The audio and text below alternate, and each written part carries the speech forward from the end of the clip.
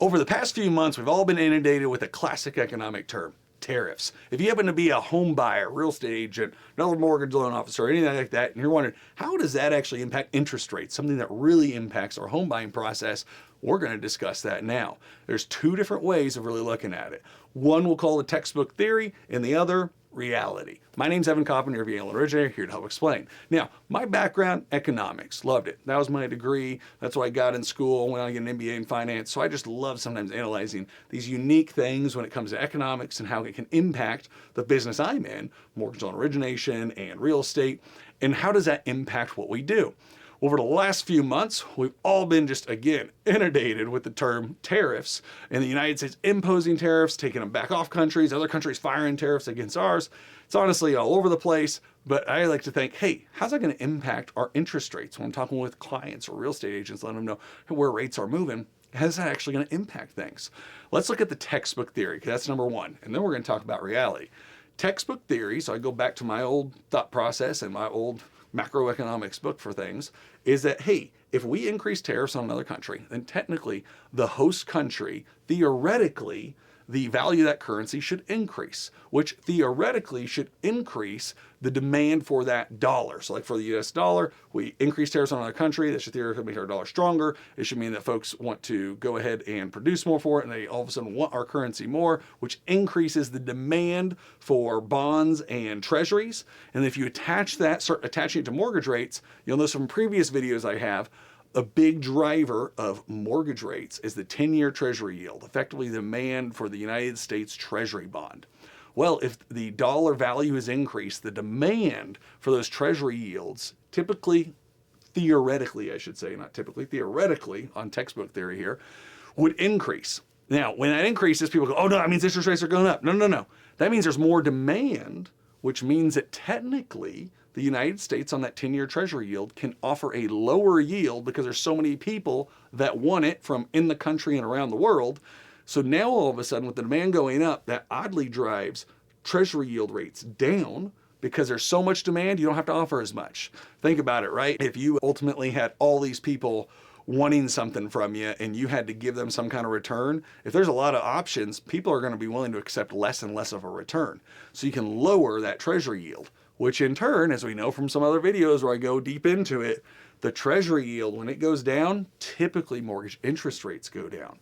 So theoretically, textbook style, if a world was in a vacuum, then tariffs increasing on other countries should theoretically help reduce interest rates for the host country. So that's the theory, right? Which, ironically, when tariffs were announced initially, God, I can't remember exactly what was that, maybe a month or so ago, time of this, or like mid-March for it. But when the first set of the tariffs were announced, that was a bet that we made. Hey, next day I bet treasuries will go down and mortgage rates will improve. And they did. Shocker, I was like, whoa, textbook theory played out. But reality is in economics, as I always like to say, economists like to think we can predict everything in the future. We like to think economics is an excuse to put math to life, and we think it's going to be perfect and it'll line up. But what's reality? Reality is people are irrational, and the world is not rational necessarily. And so reality is there's more than just tariffs at play. And one of the biggest examples of that is, yes, if the United States increases tariffs, the textbook would show that. But what did we forget? We forgot necessarily that the other side might react as well. So for example, the United States, what we did is we imposed tariffs on all places, but then if you continue to listen to the news, you'll notice that other countries all of a sudden start reimposing tariffs back on us, starting to neutralize that effect. There's other outside forces. While we could increase tariffs in a vacuum, that might make it so that interest rates could go down, all of a sudden some other data came out. Inflation went up. The Federal Reserve said something different that day. They decided, oh, we're going to say that we're not going to increase rates or lower rates at all, and then rates go up. There's so many other factors, it's just not even funny.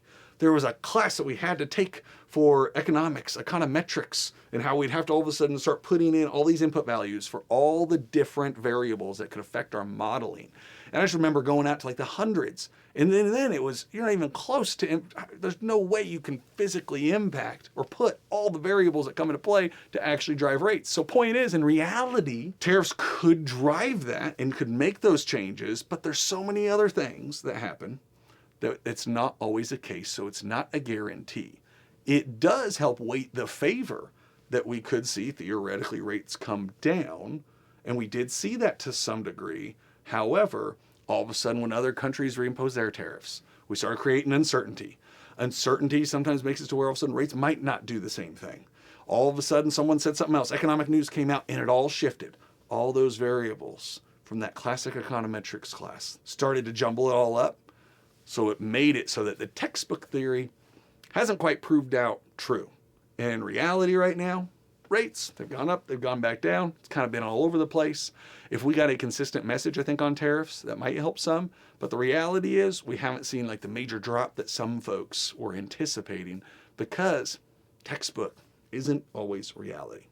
Thank you for going down the rabbit hole with me on this economic idea and just in general seeing tariffs and how it could impact us as home buyers and sellers, real estate agents, loan officers, etc. Just know that I always like to say, hey, we can't control necessarily the outside world, but you can control your own situation and your own future. We can try to bet as much as we want, but if you're a home buyer, for example, mortgage rates are going to make their increases, decreases as they go. Can you try to time the high or the low? You can always give it a shot. But reality is, hey, it's hard to do that. The good news is, especially, again, we work a lot like VA loans, there's always a chance in the long run to refinance if rates get better. So even if you feel rates are elevated, there's that future ability to potentially refinance. So don't get yourself too worried necessarily always about, hey, am I timing it just right?